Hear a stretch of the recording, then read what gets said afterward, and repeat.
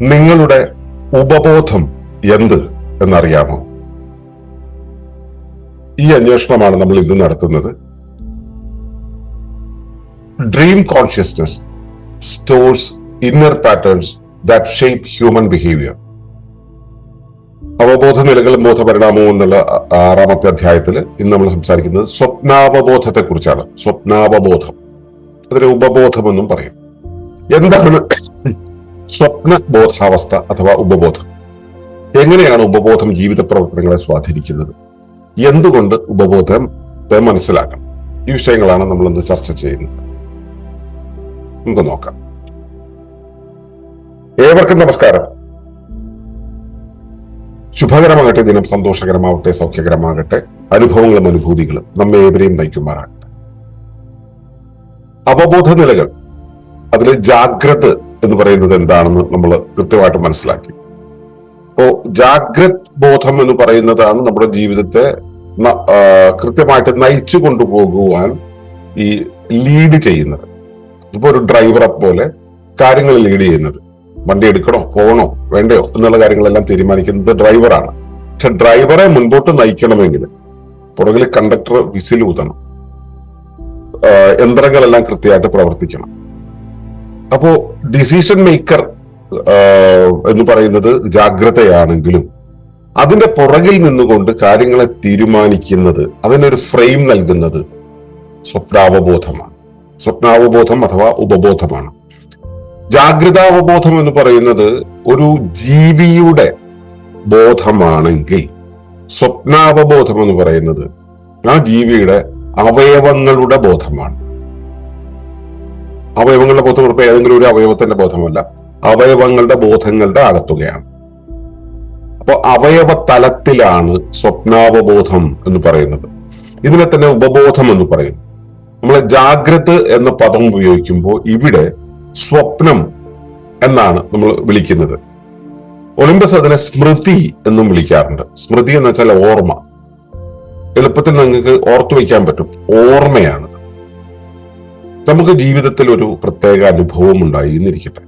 ഈ അനുഭവത്തെ തുടർന്ന്, അതായത് ഒരു അനുഭവം ഉണ്ടായി, ഈ അനുഭവം ഉണ്ടായി എന്നുള്ളതിന്റെ മുറിപ്പാടുകൾ, അനുഭവം ഉണ്ടായതിന്റെ പാടുകൾ. ഇപ്പൊ നമ്മൾ കടൽത്തീരത്തൂടെ നടക്കുകയാണെങ്കിൽ നമ്മുടെ കാൽപ്പാട് മണ്ണിൽ പതിഞ്ഞ് അവിടെ ഒരു പാദമുദ്ര ഉണ്ടാവുമല്ലോ.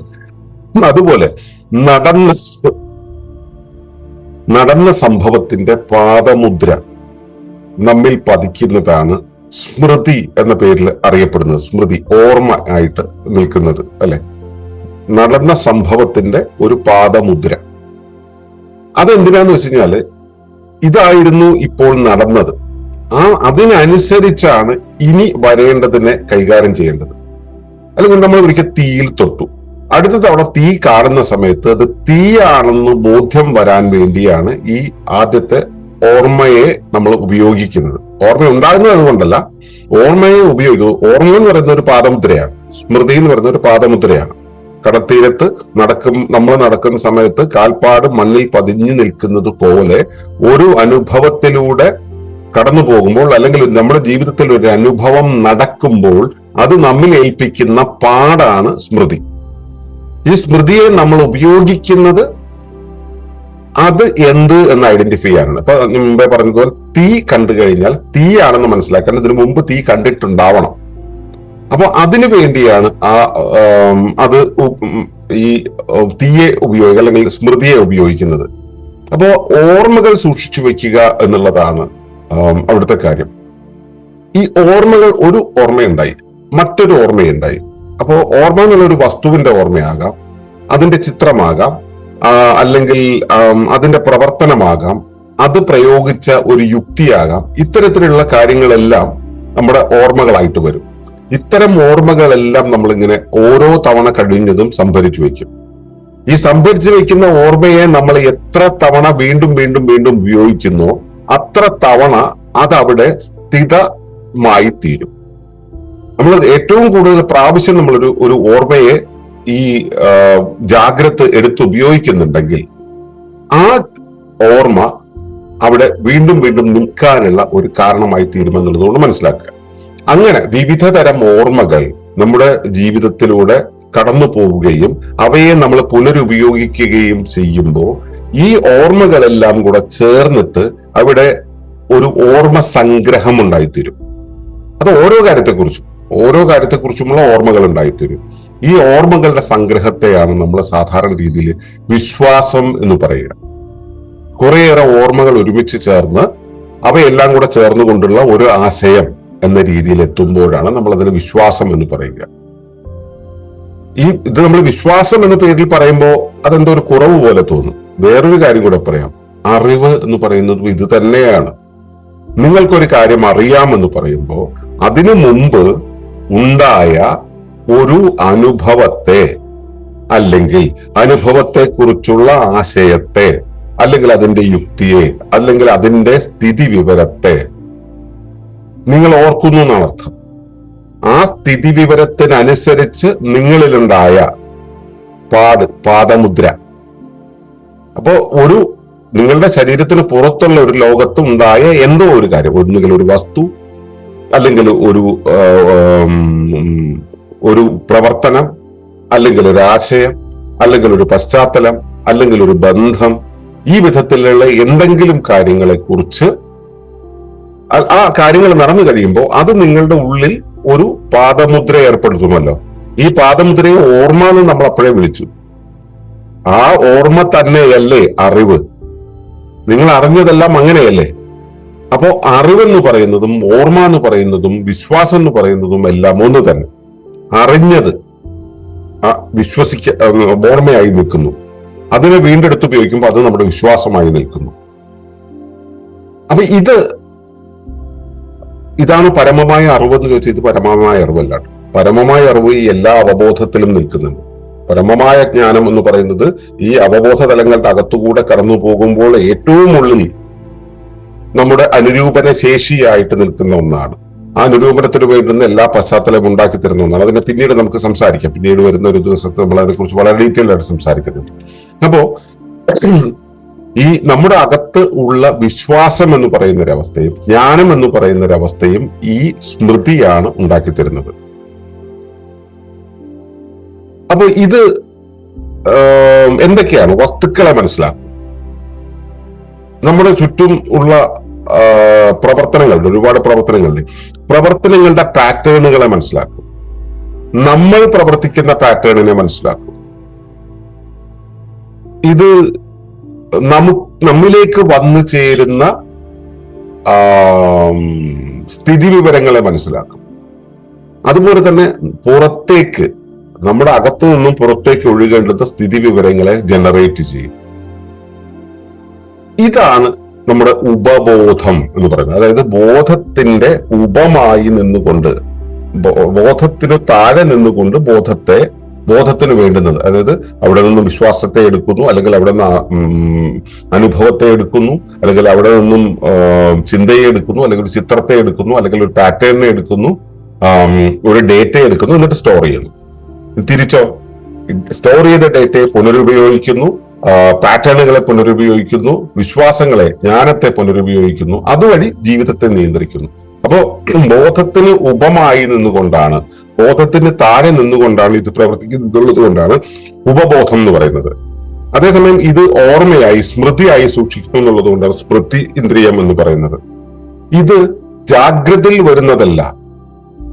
ഞാനിപ്പോ ഒരു സ്വപ്നം കാണാനെന്നിരിക്കട്ടെ. ആ സ്വപ്നത്തിൽ ഞാൻ നേരിട്ട് കാണുന്നില്ല, പക്ഷെ എന്റെ ഉള്ളിലെ ഓർമ്മകളിൽ നിന്നും അതിങ്ങനെ ഒരു ചിത്രമായിട്ട് വരുന്നു. ഞാൻ അറിയാതെ തന്നെ പ്രവർത്തിക്കുന്നു. ഈ പ്രവർത്തനമായതുകൊണ്ടാണ് ഇതിനെ നമ്മൾ സ്വപ്നം എന്ന് പറയുന്നത്, സ്വപ്നാവബോധം എന്ന് പറയുന്നത്. ഇതാണ് നമ്മുടെ പെരുമാറ്റങ്ങളെ, നമ്മുടെ ചിന്തയെ എല്ലാം നയിക്കുന്നത്. അതിലേക്കെല്ലാം നമ്മളെ കൊണ്ടുപോകുന്നത് ഈ സ്വപ്നാവബോധമാണ്.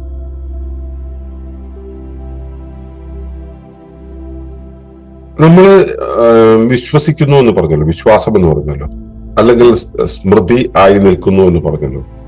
ഇത് എന്താണോ അതാണ് നമ്മുടെ വെളിയിൽ ഉണ്ടാവുക. എന്താണോ അകത്ത് നമ്മൾ സ്റ്റോർ ചെയ്ത് വെച്ചിട്ടുള്ളത് അതാണ് നമ്മുടെ പുറത്തുണ്ടാവുക. അതുകൊണ്ടാണ് നമ്മൾ ഉപബോധ ചിത്രം, മെന്റൽ പാരഡൈം എന്നുള്ള ഒരു പ്രയോഗം തന്നെ ഉപയോഗിക്കുന്നത്. അകത്ത് എങ്ങനെയാണ് സ്റ്റോർ ചെയ്തത്? ചിലപ്പോൾ ഒരു കുഞ്ഞ് അയാളുടെ ജീവിതത്തിന്റെ പല ഘട്ടങ്ങൾ ഉപയോഗിച്ചുകൊണ്ട് തന്റെ ജീവിതം ദാരിദ്ര്യത്തിലാണ് എന്ന് ബോധ്യപ്പെട്ടു വളർന്നു വന്നു എന്നിരിക്കട്ടെ. അമ്മയുടെ ഗർഭപാത്രത്തിൽ ഇരിക്കുന്ന സമയം മുതലുള്ള അനുഭവങ്ങളെ പാദമുദ്രകളാക്കി സ്വീകരിച്ചുകൊണ്ട് ദാരിദ്ര്യം എന്നുള്ള ഒരു പ്രകൃതി പ്രതിഭാസത്തെ ഈ കുട്ടി ശീലിക്കുകയാണ്, അത് വിശ്വാസമാക്കുകയാണ്, അത് ഓർമ്മയായി സൂക്ഷിക്കുകയാണ്. ആ അകത്തെന്താണോ അങ്ങനെ സൂക്ഷിച്ചു വെച്ചിട്ടുള്ളത് അത് തന്നെയാണ് പിന്നീട് അയാളുടെ ജീവിതത്തെ ഫോം ചെയ്യുക. അയാളെ ദാരിദ്ര്യത്തിലൂടെ കടത്തി കൊണ്ടുപോകാൻ ഇതായിരിക്കും, ഈ സ്മൃതിയായിരിക്കും പ്രവർത്തിക്കുക. ഇനി അത് ആരോഗ്യക്കുറവാണ് എങ്കിൽ ആരോഗ്യക്കുറവിന്റെ ഒരു പാറ്റേൺ അങ്ങനെയായിരിക്കും സംഭവിക്കുക. സമ്പന്നതയാണ് അങ്ങനെ, കച്ചവടമാണ് അങ്ങനെ, എന്താണ് ജ്ഞാനമാണ് അങ്ങനെ, എന്താണോ ഈ ഉപബോധ ചിത്രമായി സൂക്ഷിച്ചു വെക്കുന്നത് അതാണ് ജീവിതത്തെ ഫോം ചെയ്യുക. നമ്മുടെ ബിഹേവിയറിനെ ഫോം ചെയ്ത് ബിഹേവിയറിനെ ഗൈഡ് ചെയ്യുന്നത് ഇതാണെന്ന് പറഞ്ഞു. ചിന്തയെ ഗൈഡ് ചെയ്യുന്നത് നമ്മളിപ്പോ ചിന്തിക്കുന്നുണ്ടെങ്കിൽ നമ്മുടെ അകത്തുള്ള അറിവിനെ വിശ്വാസത്തെ ആധാരമാക്കിയിട്ടാണല്ലോ ചിന്തിക്കുക. അപ്പൊ നമ്മുടെ ഉള്ളിൽ സംഭവിക്കുന്ന ഈ മാറ്റങ്ങളാണ്, അല്ലെങ്കിൽ ഉള്ളിൽ സംഭവിച്ചു വെച്ചുള്ള, ഉള്ളിൽ ആലേഖനം ചെയ്തു വെച്ചിട്ടുള്ള ഈ സ്മൃതികളാണ് നമ്മുടെ ചിന്തയെ, പെരുമാറ്റത്തെ, നമ്മുടെ അനുഭവത്തെ ഒക്കെ നിയന്ത്രിക്കുന്നത്. ഇത് മാത്രമാണോ നിയന്ത്രിക്കണമെന്ന് വെച്ചാൽ അല്ല കേട്ടോ, അതിനപ്പുറത്തുണ്ട്. പക്ഷെ ഇവയാണ് നമ്മുടെ പുറം അനുഭവത്തെ മുഴുവൻ നിയന്ത്രിക്കുന്നത്. അപ്പോ പുറം അനുഭവം ശരിയാവണമെങ്കിൽ അകത്ത് സ്റ്റോർ ചെയ്ത് വെച്ചിട്ടുള്ള കാര്യങ്ങൾ ശരിയാവണം. അത് തെറ്റാണെങ്കിൽ പുറം അനുഭവങ്ങളെല്ലാം മാറിപ്പോകും. അവിടെയാണ് നമ്മൾ പാരഡൈം ഷിഫ്റ്റിനെ കുറിച്ചൊക്കെ പറയുന്നത്. അതിനെക്കുറിച്ച് നമ്മൾ PHP വളരെ ഡീറ്റെയിൽഡ് ആയിട്ട് പഠിക്കുകയും പ്രാക്ടീസ് ചെയ്യുകയും ചെയ്യുന്നുണ്ട്. അപ്പോ സ്വപ്നാവബോധം എന്ന് പറയുന്നത് നമ്മുടെ ഉപബോധ തലമാണ്, സ്മൃതികളുടെ തലമാണ്. ഈ സ്മൃതികളുടെ തലത്തിലാണ് നമ്മൾ സാധാരണ രീതിയിൽ ഓർമ്മകളെല്ലാം സൂക്ഷിക്കുന്നത്. നമ്മൾ ഉണർന്നിരിക്കുന്ന സമയത്ത് ഇത് അടിയിൽ കിടന്ന് ഇങ്ങനെ കൺട്രോൾ ചെയ്യുകയാണ് ചെയ്യുക. നമുക്കിത് കാണാൻ കഴിയില്ല. ഓർത്തെടുക്കാം, ചില കാര്യങ്ങളൊക്കെ ഓർത്തെടുക്കാൻ പറ്റും. ഓർത്തെടുക്കാൻ പറ്റുന്നതിന്റെയും താഴെ കിടക്കുന്ന കുറച്ച് ഓർമ്മകൾ ഉണ്ടാവും. ഈ ഓർമ്മകൾ നമുക്ക് ഉണർന്നു വരിക എപ്പോഴാന്ന് വെച്ചാൽ നമ്മൾ ഉറക്കത്തിൽ, നമ്മുടെ ബ്രെയിൻ സ്പീഡ് വളരെ കൂടുതലായിരിക്കും. അത് കഴിഞ്ഞിട്ട് നമ്മൾ പതുക്കെ ഉണർവിൽ ബ്രെയിൻ സ്പീഡ് കൂടുതലായിരിക്കും. അതിനുശേഷം ഉറക്കത്തിലേക്ക് നമ്മൾ ഇങ്ങനെ പോകുന്ന സമയത്ത് നമ്മൾ പതുക്കെ ആൽഫ സ്റ്റേജിലേക്ക്, ഒരു 7 ഹെർട്സിന്റെ താഴത്തേക്ക് ബ്രെയിൻ സ്പീഡ് വരും. ആ സമയത്ത് ഈ സ്മൃതികളായിരിക്കും. അവിടെ ചിന്തയ്ക്ക് യാതൊരു പ്രസക്തിയില്ല. ചിന്തകൾ ഇങ്ങനെ പ്രവർത്തിക്കേണ്ട ഊർജമോ അതിന് വേണ്ടുന്ന ആവേഗമോ ഒന്നും മസ്തിഷ്കത്തിന് ഉണ്ടാവില്ല. അപ്പോൾ ആകെ അവൈലബിൾ ആയിട്ടുള്ളത് ഈ സ്മൃതികളായിരിക്കും, സ്മൃതികളുടെ ചിത്രങ്ങളായിരിക്കും വരിക. അതുകൊണ്ടാണ് നമ്മൾ സ്വപ്നം കാണുന്നത്. നമ്മൾ ഉറങ്ങിക്കിടക്കുമ്പോൾ ഉറക്കത്തിലേക്ക് ശരിക്ക് ചെല്ലുന്നതിന് തൊട്ട് മുമ്പായിട്ട് നമ്മൾ ഈ നമ്മുടെ അകത്ത് സ്റ്റോർ ചെയ്ത് വെച്ചിട്ടുള്ള പല ഓർമ്മകളും വെളിയിലേക്ക് വരും. അപ്പൊ നമുക്ക് TV സ്ക്രീനിൽ കാണുന്ന പോലെ അതൊരു ഒരു സ്വപ്നമായിട്ട് നമ്മുടെ മുന്നിൽ വരും. സത്യത്തില് നമ്മുടെ അകത്ത് അടുക്കിപ്പെറുക്കി വെച്ചിട്ടുള്ള പല കാര്യങ്ങളും ക്രമപ്പെടാതെ വരുന്ന സമയത്ത് ക്രമപ്പെടാത്ത കാര്യങ്ങളെ വെളിയിലേക്ക് വിസർജിക്കുന്നതാണ് സ്വപ്നമായിട്ട് നമ്മൾ കാണുന്നത്. അപ്പോൾ ആ സ്വപ്നം എന്നുള്ള പേരിനെയാണ് നമ്മളിവിടെ എടുത്തിട്ടുള്ളത്. അപ്പൊ നമ്മുടെ അകത്ത് ഉള്ള ആ ഓർമ്മകളെ നമുക്ക് കാണാൻ പറ്റുന്നത് ആൽഫ സ്റ്റേജിലേക്ക് വരുമ്പോൾ നമ്മൾ മയക്കത്തിലേക്ക് പോകുമ്പോഴാണ്. എങ്കിലും ദിവാസ്വപ്നം കാണുന്നവർക്ക് ഉണർന്നിരിക്കുന്ന സമയത്തും ഇത് ഓർത്തെടുക്കാമല്ലോ. ഇങ്ങനെ ആലോചിക്കുന്ന സമയത്ത് നമ്മൾ ഇങ്ങനെ കോൺഷ്യസ് ആയിട്ട് അവിടെ ഇവിടെ നോക്കി ആലോചിക്കുന്നതിന് പകരം അത് തുടർന്ന് നമ്മൾ മെമ്മറൈസ് ചെയ്യില്ല, ഓർമ്മകളെ റീകളക്ട് ചെയ്യില്ല. കളക്ട് ചെയ്യുന്ന സമയത്ത് ഇത് തന്നെയാണ് സംഭവിക്കുന്നത്. അപ്പൊ ഇതുപോലെ ബാക്ക്ഗ്രൗണ്ടിൽ ഇരുന്ന് വർക്ക് ചെയ്യുന്ന ആ ഒരു ബോധാവസ്ഥയാണ്, അവബോധത്തെയാണ് നമ്മൾ സ്വപ്നാവബോധം എന്ന് പറയുന്നത്. നിങ്ങളുടെ ഉള്ളിൽ അത് നിരന്തരം ആക്റ്റീവാണ്. ഞാൻ ഇത് പറഞ്ഞുകൊണ്ടിരിക്കുമ്പോഴും അത് ആക്റ്റീവായിട്ട് തന്നെ നിൽക്കുന്നുണ്ട്, അത് പ്രവർത്തിച്ചു കൊണ്ടിരിക്കുന്നുണ്ട്. അതിന്റെ പ്രവർത്തനം എത്രത്തോളം പോകുന്നുണ്ട്, എവിടെയെല്ലാം പോകുന്നുണ്ട് എന്നുള്ളത് നിരീക്ഷിക്കുക. അതിനുശേഷം നമുക്ക് തുടർന്നുള്ള പാഠങ്ങളിലേക്ക് പോകാം. അതുവരേക്കും നന്ദി, നമസ്കാരം. തുടർന്ന് കാണുന്നതിന് മുമ്പായി ഈ വിഷയം ഇഷ്ടമായെങ്കിൽ ഒന്ന് ലൈക്ക് ചെയ്യുക, കമന്റ് ചെയ്യുക, ഷെയർ ചെയ്യുക. നിങ്ങൾ പ്രകൃതിയെ ഇഷ്ടപ്പെടുന്നുവെങ്കിൽ ഈ ചാനൽ ഒന്ന് സബ്സ്ക്രൈബ് ചെയ്യുക.